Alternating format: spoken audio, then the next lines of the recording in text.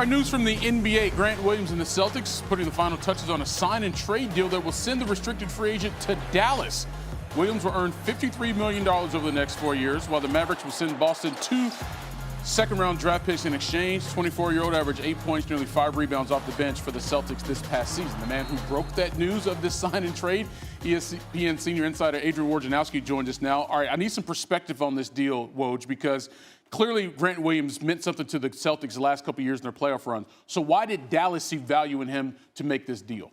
Well, this is a Dallas team that has had to build out their roster this offseason. They've done a good job of that, getting Grant Williams now in this sign-and trade, Rashawn Holmes, the center from Sacramento, and then in free agency, bringing in Seth Curry, and they had a good draft. So this is a Dallas team that, with Kyrie Irving, Luka Doncic, they've improved themselves this summer. For the Celtics, I think once they made the Kristaps Porzingis deal, invested about $30 million this year, and then with the expectation they'll extend him, that was really the end for Grant Williams, who played a lot of small ball center for Boston. They've got a lot of players that they've got to pay in Boston.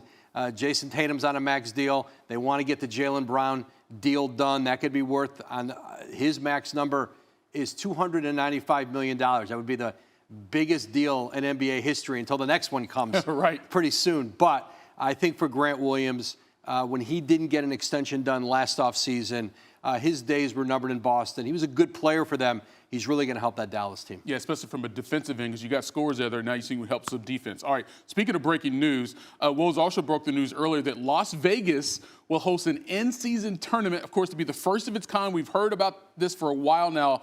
Woj, give me some details. How did this thing come about, and what's it going to look like? Well, the NBA has been talking about this in-season tournament for years. They originally wanted to bring it in with the play-in tournament. During the pandemic, they decided, let's just do one. But the in-season tournament this year, the Final Four will be in Vegas December 7th and 9th. And so essentially it will be baked into the regular season schedule, and then 8 teams will emerge out of that and play a tournament. Look at like the Maui Invitational, the old Great Alaska Shootout, where, in the season you have this quick little tournament with some great teams playing each other. Doesn't equate to an NBA championship, but people get into it. It has meaning.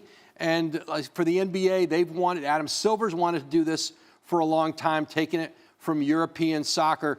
Saturday night, Malika Andrews is hosting our show in Vegas with more details about this.